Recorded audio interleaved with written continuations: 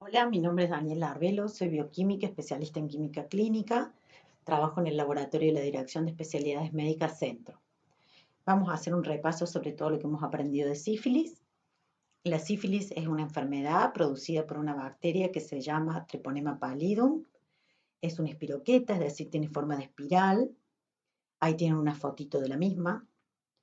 Por ser una infección de transmisión sexual, la principal vía de contagio es esta, es decir, el contacto sexual, pero también existe la vía vertical, la cual ha adquirido mucha importancia en los últimos años por el aumento que se está viendo, que es la transmisión de la madre al hijo durante el embarazo o durante el parto, en el canal de parto. Es una enfermedad que sin tratamiento tiene una evolución mayor a los 15 años. Tiene tres estadios bien definidos, el primario y el secundario, que se caracterizan por la presencia de la sintomatología clásica de la sífilis.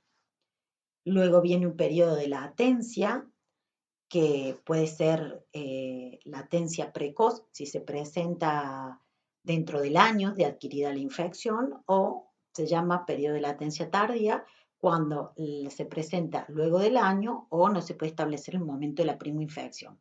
Durante el periodo de latencia, si bien no existe sintomatología específica de la sífilis, hay sintomatología inespecífica como fiebres, linfadenopatías, y la persona sigue siendo infecciosa.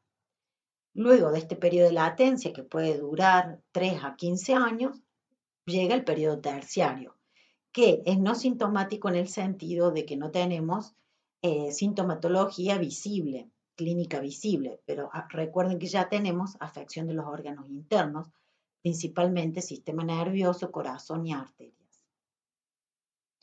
Es una enfermedad que se contagia durante el primer y segundo estadio, es decir, en el momento donde tenemos lesiones con treponemas activos.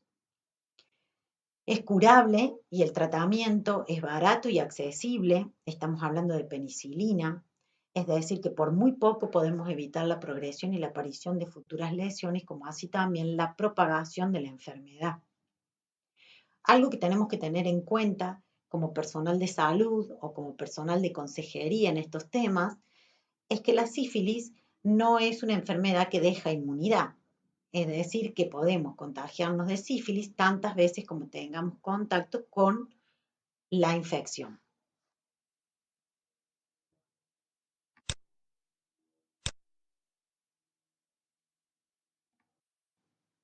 Bueno, respecto de los signos y síntomas de la enfermedad, la sífilis primaria o estadio primario se caracteriza por la presencia del chancro, la aparición del chancro, que aparece entre los 10 y 90 días de la infección.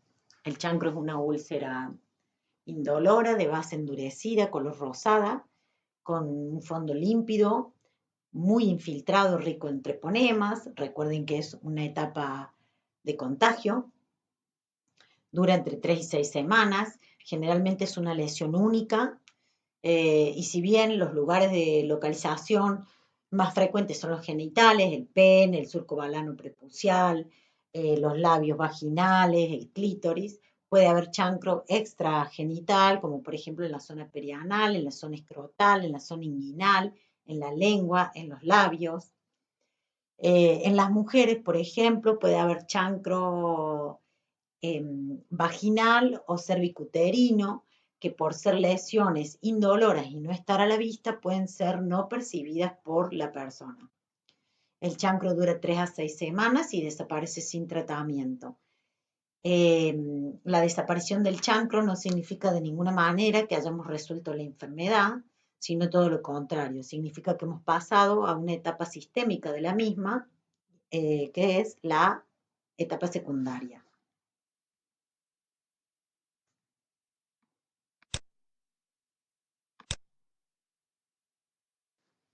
Bueno, luego de la desaparición del chancro sin tratamiento, entramos en la etapa secundaria de la enfermedad, que se caracteriza por las manifestaciones cutáneo-mucosas. Esta etapa puede tener manifestaciones específicas, inespecíficas, y muy leves o compartidas con otras patologías. Por eso es importante, cuando veamos una lesión sospechosa en piel o en mucosa bucal, hacer la interconsulta con el Servicio de Dermatología y de Odontología, que aprovecho para comentarles que a nivel municipal nosotros contamos con profesionales muy capacitados en estos temas. Las lesiones más comunes en piel son de tipo eruptivas, eritematosas, papulosas, pigmentarias. Puede haber alopecia, es decir, caída de cabello. Que la caída de cabello de la sífilis es una caída de cabello muy particular porque es por zona, de hecho se denomina alopecia apolillada. Puede haber lesiones en las uñas, alrededor de las uñas o en la base de las uñas. También puede haber sintomatología inespecífica como febrícula, pérdida de peso, fatiga, linfadenopatías. Las manifestaciones generalmente se presentan en la zona troncal, en la palma de las manos, en la planta de los pies, en la zona posterior del tronco. Bueno, a las entre 3 y 6 semanas a 6 meses de la sífilis secundaria, las manifestaciones desaparecen sin tratamiento. Entramos en lo que se denominaba periodo de latencia, que podía ser un periodo de latencia temprano si se manifestaba dentro del año de la primera infección, o tardío si no podíamos determinar el momento de la infección o superábamos el año de la misma. El periodo de latencia, recuerden que era un periodo donde había alguna manifestación inespecífica, no hay sintomatología clásica, pero sigue siendo un periodo infeccioso. En este periodo, por ejemplo, la mujer embarazada puede contagiar a su bebé intraútero. Y luego, finalmente, del periodo de latencia, que puede durar hasta 15 años, entrábamos en la etapa terciaria de la enfermedad.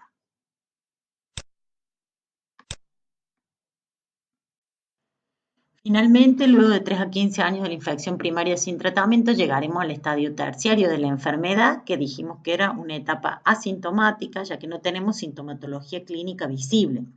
Pero recuerden que a esta altura el treponema ha invadido todos los órganos y tejidos.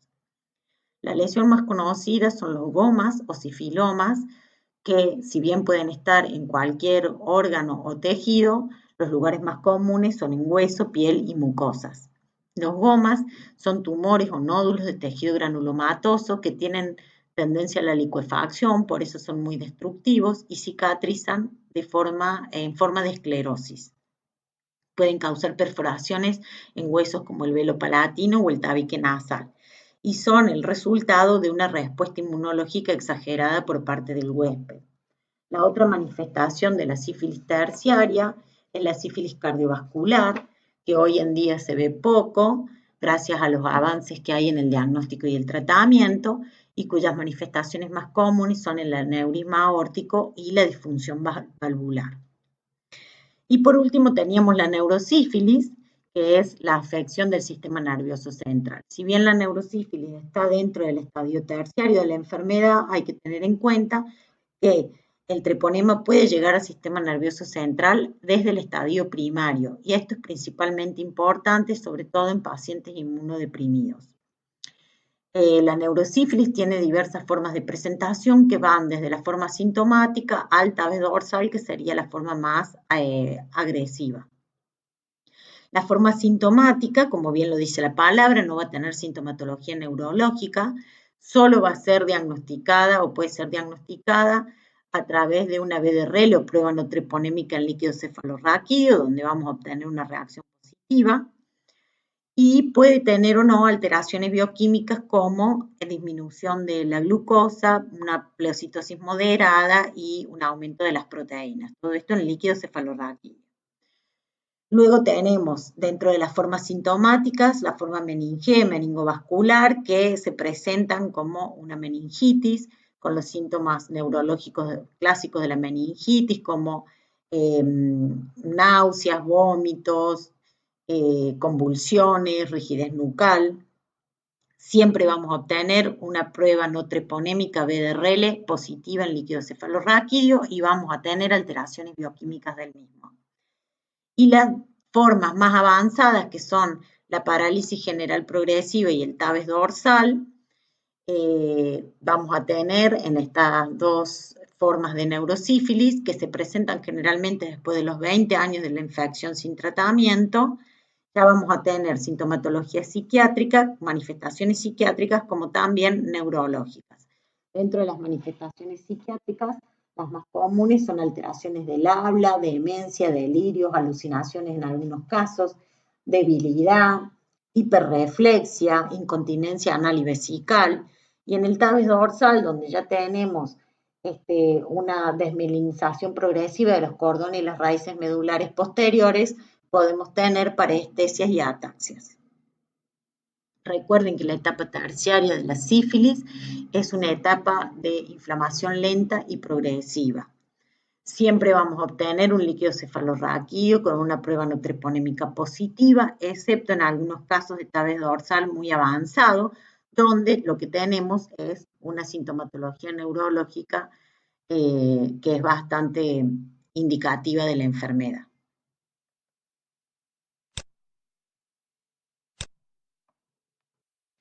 Bueno, pasamos ya al diagnóstico y detección del treponema. Tenemos dos fases en la detección, es el diagnóstico directo y el diagnóstico indirecto. Recuerden que el diagnóstico directo es cuando tratamos de comprobar la presencia del patógeno, en este caso el treponema, en muestras tomadas de una lesión. Y el diagnóstico indirecto sería la detección de los anticuerpos que fabricamos contra el patógeno. Bueno, entonces dentro de lo que es diagnóstico directo, lo que vamos a hacer es demostrar la presencia del treponema pallidum en exudados tomados de muestras de las lesiones que hay en la etapa primaria y en la etapa secundaria. Recuerden que eran las dos etapas donde teníamos lesiones con treponemas activos. El chancro es la muestra de elección, pero también se pueden tomar de ciertos condilomas en la etapa secundaria y en la sífilis congénita de las lesiones en el recién nacido se pueden tomar buenas muestras para diagnóstico directo. Es una bacteria que no se puede cultivar, por lo tanto, la manera de detectarla es esta. Si queremos hacer diagnóstico directo, por supuesto. Las tres metodologías con las que contamos son la microscopía de campo oscuro, la reacción en cadena de la polimerasa y la inmunofluorescencia directa. La más difundida es la microscopía de campo oscuro, porque si bien se necesita un personal entrenado en la visualización de la bacteria, no necesitamos ningún equipamiento especial. Lo que se hace es una observación con fondo oscuro del exudado de una lesión y como la bacteria tiene una movilidad particular, recuerden que era ese movimiento como sacacorcho, puede ser fácilmente visto. Y además tiene esta forma espiralada, ¿no? Por supuesto. Cuando hacemos microscopía de campo oscuro, la observación de la bacteria confirma un diagnóstico de sífilis, pero la no observación no lo descarta. Y esto es porque la muestra puede no ser apta o puede haber tenido una baja concentración de treponemas en el momento que la tomamos. Algo muy importante es que la observación debe ser realizada dentro de los 30 minutos de tomada la muestra. Otra cosa que tenemos que tener en cuenta es cuando tenemos lesiones de tomadas de cavidad bucal, existen otros treponemas en la cavidad bucal, como también en vagina, que no son treponema pallidum, que pueden darnos falsos positivos, porque tienen el mismo movimiento. En esos casos es de utilidad la inmunofluorescencia directa, que es una reacción de inmunofluorescencia que se aplica directamente sobre el treponema. Es decir, que sería parecido a la microscopía de campo oscuro, solamente que tiene un paso previo, que es la de adherirle al treponema, si existieran, estos marcadores fluorescentes. En estos casos, como este marcador fluorescente está pegado sobre un anticuerpo específico contra el treponema pallidum, lo que nosotros hacemos aquí es descartar los falsos positivos cuando tenemos muestras de cavidad bucal o de vagina. El problema de la inmunofluorescencia directa es que es un equipo mucho más caro y necesitamos un microscopio de fluorescencia como también un personal entrenado en la visualización. La última metodología directa es la reacción en cadena de polimerasa, que si bien es una metodología muy específica y muy sensible por ser un material muy costoso, ya sea el kit para realizarlo, que de hecho no existen kits validados en Argentina, también necesita todo un equipamiento especial para realizar PCRs, por lo tanto, está restringida a los centros de referencia. De todas maneras, es una metodología muy útil en el caso de sífilis en sistema nervioso central en pacientes inmunodeprimidos y también en neonatos. En la reacción en cadena de la polimerasa, la muestra que vamos a utilizar es suero o líquido cefalorraquídeo. Aquí no se utiliza la lesión húmeda porque la demostración directa del patógeno se hace por detección de partes del genoma, ¿sí? Del treponema. Por eso es altamente sensible y altamente específica, porque lo que hacemos es detectar pedacitos del genoma y multiplicarlos, es decir, amplificar las copias para poder detectarlas o visualizarlas. Entonces, en estos casos lo que utilizamos son muestras de suero o de líquido cefalorraquídeo, pero en las otras dos metodologías directas se utiliza el material que se toma de la lesión húmeda.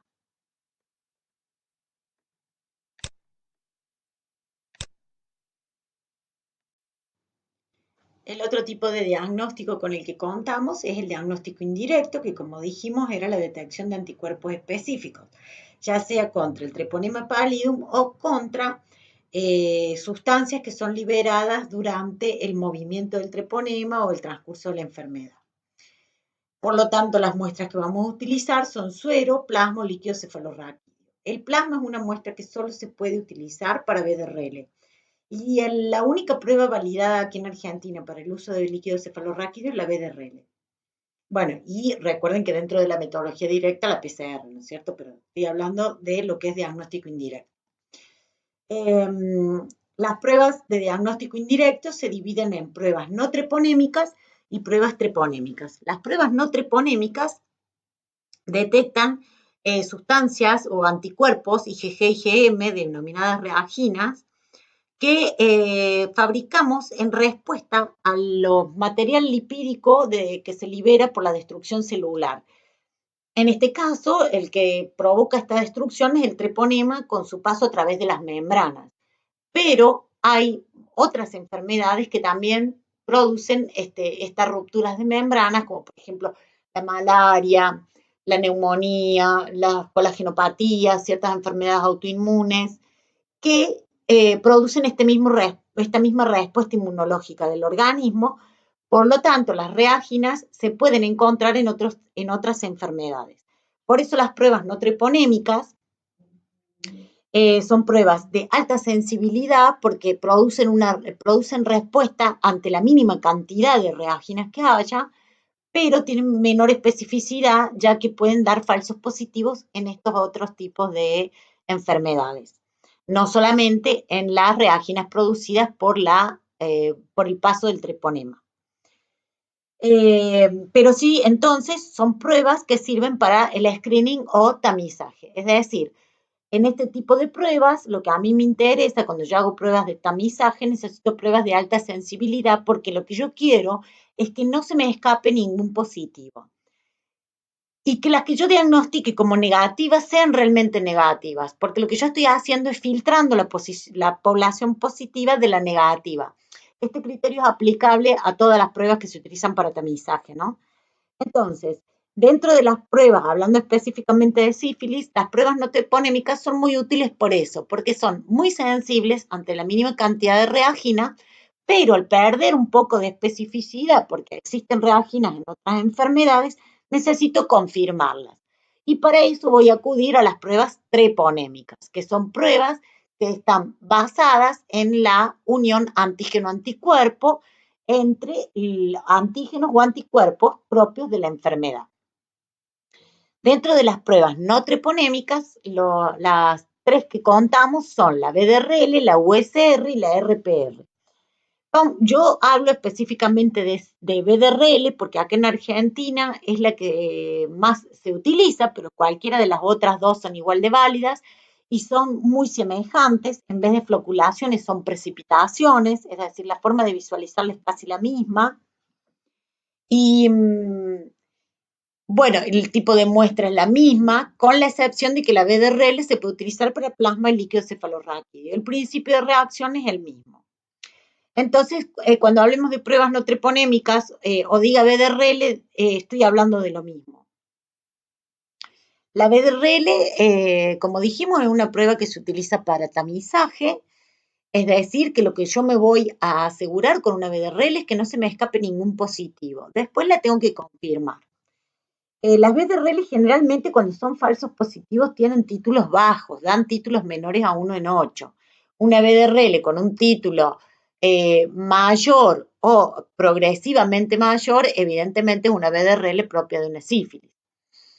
Lo importante del diagnóstico indirecto es que las pruebas de diagnóstico indirecto se pueden aplicar en todas las etapas de la enfermedad, sobre todo la BDRL o pruebas no treponémicas.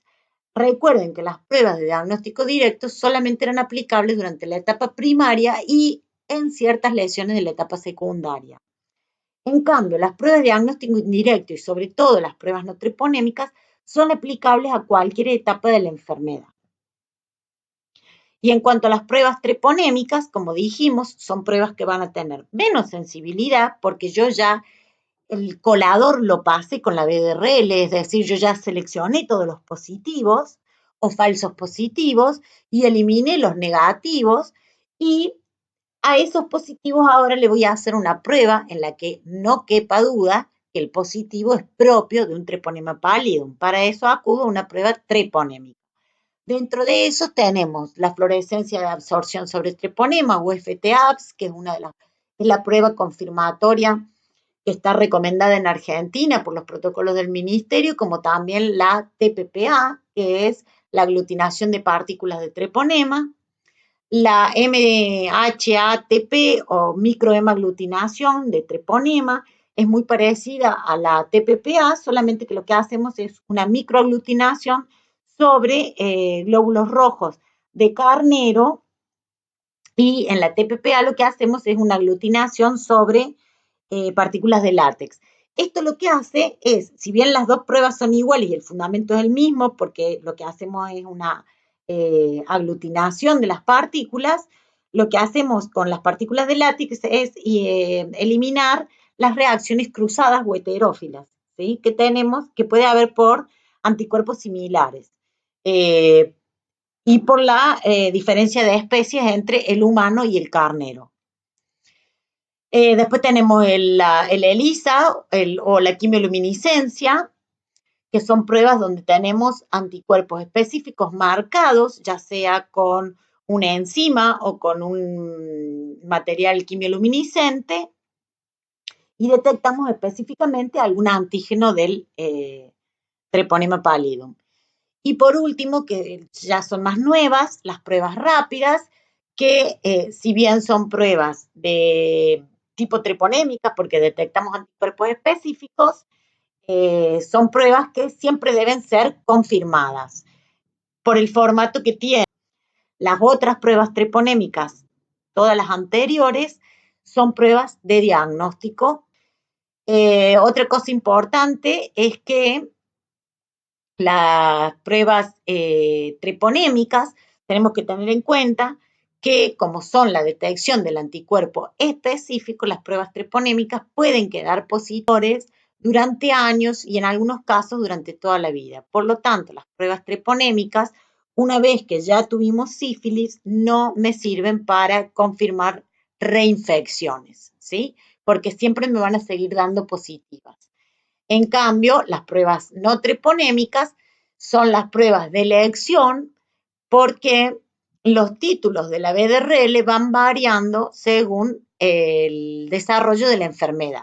Si el tratamiento está siendo específico, el título de BDRL va a bajar. Si el tratamiento ha fallado o el paciente no lo ha realizado de la forma adecuada, el título de BDRL va a aumentar, como también si el paciente no está siendo tratado. En caso de que el tratamiento se cumpla, la BDRL puede llegar a negativizarse y puede también quedar en títulos de 1 en 1, 1 en 2, muy bajitos por un periodo de meses o años, sin que eso signifique que el paciente no ha resuelto la infección. Pero cuando el paciente se vuelva a infectar, en caso de que esto ocurra, lo que vamos a ver es un aumento del título de BDRL.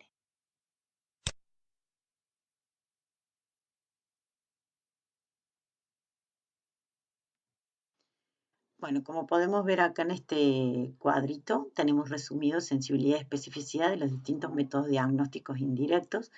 con los que contamos en la actualidad. Recuerden que el diagnóstico directo es el que menos se realiza, porque si bien no necesita ninguna instrumental en particular, necesitamos personas entrenadas y además conseguir una muestra apta. Por lo tanto, el diagnóstico de sífilis se realiza casi en un 100% a través del diagnóstico indirecto. Tanto las pruebas no treponémicas como treponémicas tienen muy buena sensibilidad y especificidad. Las pruebas no treponémicas tienen la ventaja de que son pruebas que no necesitan ningún instrumental en particular. La BDRL se mira en microscopio 40, pero también se puede hacer observación macroscópica, y las otras dos pruebas son de observación macroscópica directamente. En cambio, las pruebas treponémicas, además de tener un costo mucho mayor, en algunos casos, como sería el inmunoanálisis, el ELISA o la quimioluminiscencia, necesitamos una aparatología especial. Por eso se elige la BDRL como prueba de primera línea para hacer screening o tamizajes, y luego para confirmación pasamos a las pruebas treponémicas, que dijimos que tenían además, y como se ve acá en el cuadro, mucha mejor especificidad para el caso de treponema pálido. En el IgM, ELISA no aplica, ya sea para latencia o para descartar la sífilis, porque recuerden que el IgM es una inmunoglobulina de etapa aguda. Es decir, que si estamos pasando por cualquier otra etapa que no sea la primoinfección, la IgM no la vamos a tener presente. Voy a agregar unas palabras sobre los test rápidos que no aparecen en este cuadro, pero que están en el módulo, y actualmente se propone un algoritmo que se denomina inverso, que comienza con la aplicación de un test rápido, a pesar de ser una prueba treponémica. Los test rápidos, la idea es que sean utilizados en lugares que están o alejados de un centro de referencia o un laboratorio donde haya personal idóneo para realizar las pruebas del algoritmo clásico, o lugares donde hay alta prevalencia, cuando queremos hacer un testeo rápido poblacional y tener resultados para descartar los positivos y los negativos de manera rápida.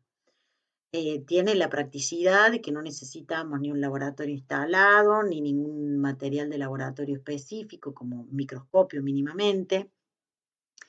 No necesita refrigeración para su transporte, puede ser leído por cualquier persona con un mínimo entrenamiento, y el paciente se va con un resultado entre los 15 y los 30 minutos. La desventaja del test rápido es que siempre tiene que ser confirmado cuando dé positivo por una prueba no treponémica o por otra prueba treponémica. Lo ideal sería aplicar una prueba no treponémica, porque recuerden que las pruebas treponémicas, si el paciente ya tuvo sífilis, le va a seguir dando positiva en casi el 100% de los casos de por vida. Es decir, que lo ideal sería que luego de un test rápido apliquemos una BDRL para descartar si ese positivo es equivalente a una infección activa o pasada. Sin embargo, el test rápido es una solución efectiva para estos casos puntuales en los que estamos muy alejados de un laboratorio o que la prevalencia poblacional es bien alta, pero tengan en cuenta que siempre debe ser confirmado y que lo ideal sería aplicar una prueba no treponémica. ¿Cuál sería la ventaja de aplicar un test rápido, además de todo esto que estamos diciendo en cuanto a lo metodológico? Es que yo puedo descartar en una población de alta prevalencia, una población que tiene poco acceso a los servicios de salud, puedo descartar las que sean negativas. El que me dé negativo es efectivamente un negativo. Lo que sí debería hacer es confirmar los positivos como siempre.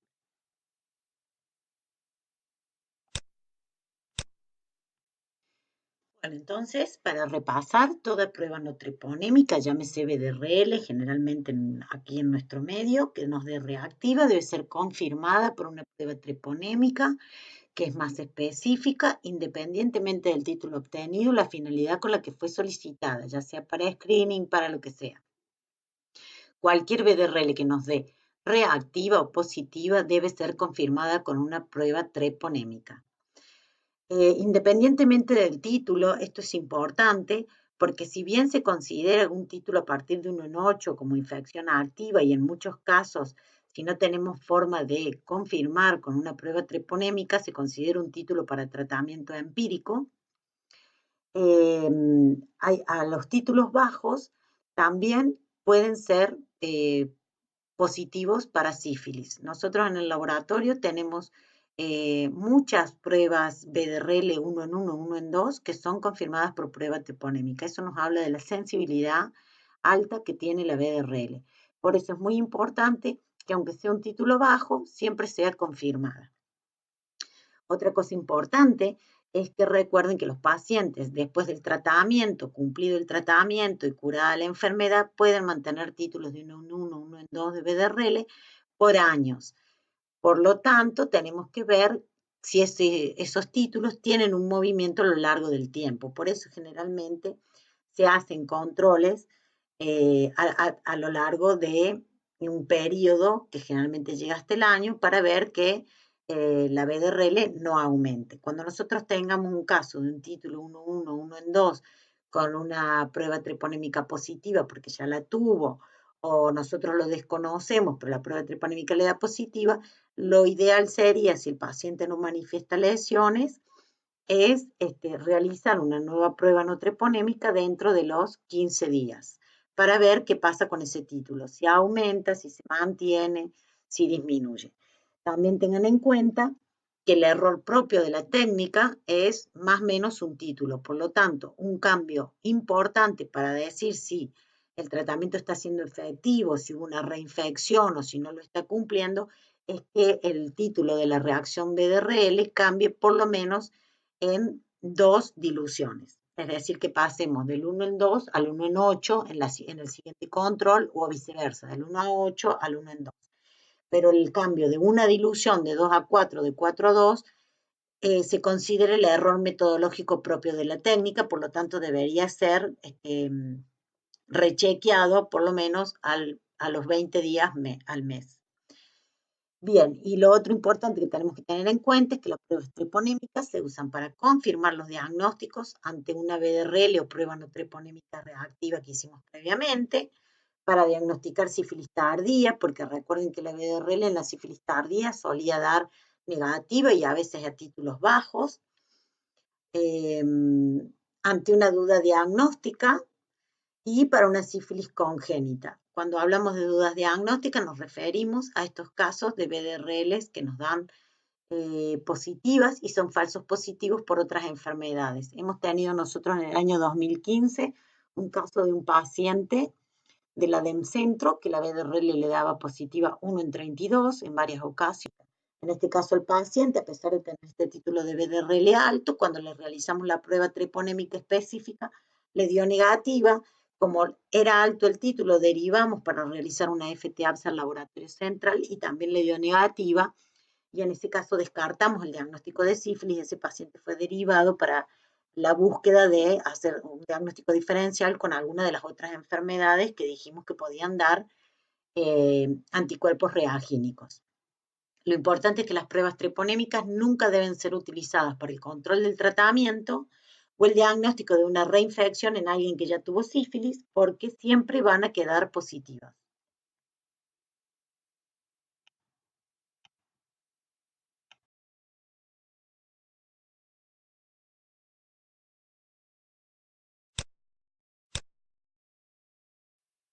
A modo de repaso, pruebas no treponémicas, entonces dijimos que eran las pruebas de tamizaje, tenían mayor sensibilidad que especificidad, por lo tanto eran las ideales para descartar los pacientes negativos y quedarme con los positivos para confirmar.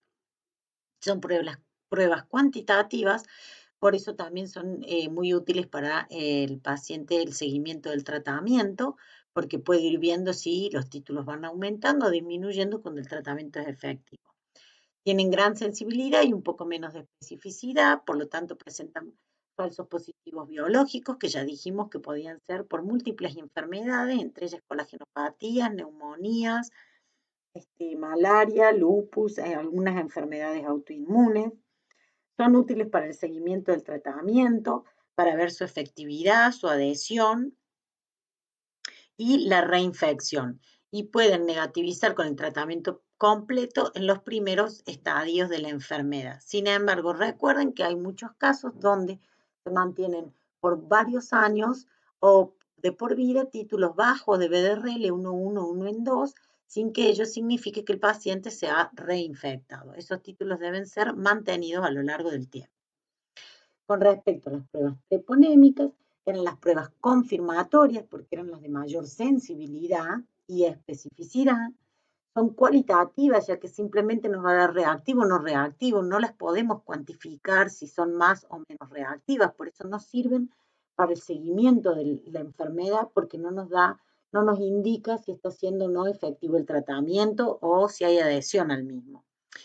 Son raros los falsos positivos, porque son anticuerpos específicos contra partes del treponema pallidum, lo que estamos buscando. No son útiles para el seguimiento de la respuesta al tratamiento, por esto mismo que hablamos, porque se mantienen positivas en casi todos los casos de por vida y porque además no tengo manera de cuantificar el movimiento de los anticuerpos. Es decir, se aumentan o disminuyen a lo largo del tiempo. Y acá tenemos en este cuadrito, más o menos, cómo sería, según la combinación de pruebas y los resultados que obtengamos, el diagnóstico posible. Si tenemos una prueba no treponémica reactiva y una prueba treponémica reactiva, puede ser sífilis actual o pasada. Esto dependerá, sobre todo, del título de la BDRL que obtengamos y de cómo se mueve en el tiempo. Recuerden que la prueba treponémica, si es una sífilis pasada, nos va a seguir dando positiva. El segundo caso sería que nos dé la BDRL reactiva, pero la prueba treponémica no reactiva. Puede ser una reacción inespecífica, por lo tanto deberemos hacer diagnóstico diferencial con las patologías que nos podían dar reacciones reagínicas. Si nos da la BDRL no reactiva y una prueba treponémica reactiva, tenemos una sífilis tratada, es decir, un paciente que ya tuvo y quedó con reacción con anticuerpos positivos, una sífilis primaria muy reciente que todavía no tenemos anticuerpos antirreagínicos, que se puede repetir a los 10 días y en ese caso debería darnos positiva la prueba no treponémica, una sífilis tardía que podía dar BDRL negativa, o una reacción de prozona cuando tenemos una sífilis secundaria, es decir, una BDRL con una concentración de reaginas tan alta que se produce el efecto de prozona, que es por el exceso de anticuerpos no se forman los flóculos, ¿sí? Entonces, lo que hacíamos era diluir la muestra en caso de que tengamos una sospecha clínica alta. Y el otro caso sería que tengamos una prueba no treponémica BDRL no reactiva y una prueba treponémica no reactiva. En ese caso es ausencia de infección, o si existe la sospecha epidemiológica o la clínica compatible, un periodo de incubación, y en ese caso, al igual que en el caso de la sífilis primaria muy reciente, se recomienda repetirla entre los 10 y 15 días la prueba no treponémica, que ya va a dar positiva.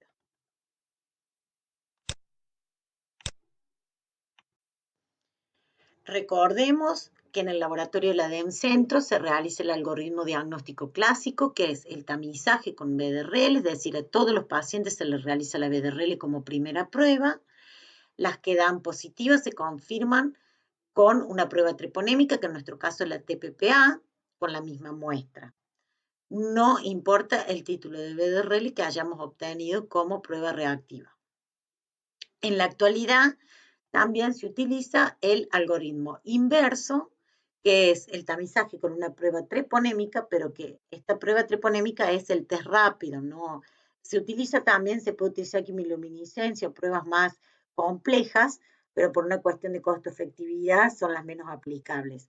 Este algoritmo lo que propone es un tamizaje con una prueba treponémica y luego confirmar con una prueba no treponémica para descartar una infección antigua, o con otra prueba treponémica diferente para confirmar la especificidad. Todo depende principalmente de los recursos y de la población de la que disponemos.